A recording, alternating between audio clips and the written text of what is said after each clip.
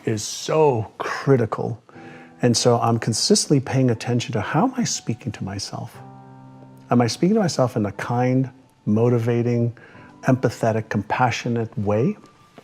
Or am I consistently self-deprecating and putting myself down? I used to think a lot, when I was younger, I'm not good enough, I'm not smart enough, I'm not worthy. Those thoughts, and lots of fear of being embarrassed, fear of failure, fear of being ashamed. And I still have the thoughts every once in a while, especially when I'm setting new goals. Those come up, holy mackerel, they come up so freaking fast.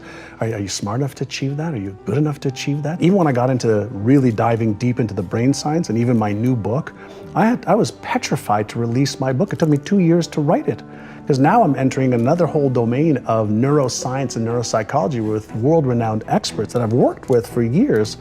But now here I am putting myself out there with, hey, this is neuroscientifically correct. So I had to make sure that it was. But there was a lot of fear. But I understand what the emotion of fear is. It's a subconscious trigger that causes this feeling that I don't like. And it's a go signal for me, not a stop signal for me. That's interesting. What do you mean by that? Well, fear is an emotion. Emotions are all triggered at the subconscious level. They release neurochemicals that causes a feeling. We are consciously aware of feelings that are triggered at the subconscious level. The feeling is the end point of the human experience in the physical body. And so when you have something in your brain that a neural network says, well, what if this book comes out and you fail? What if it's not good enough? What is scientifically not correct? What if?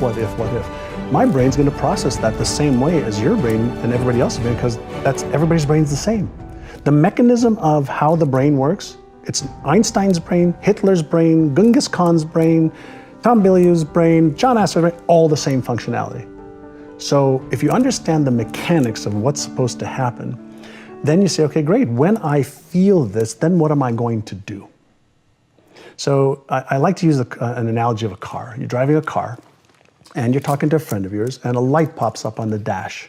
You don't take a hammer and hit a light. It's a signal. Something's happening in the engine, in the trunk, in the tires. Something's happening. Emotions and feelings aren't positive or negative. They're empowering or disempowering to varying degrees if you don't understand them.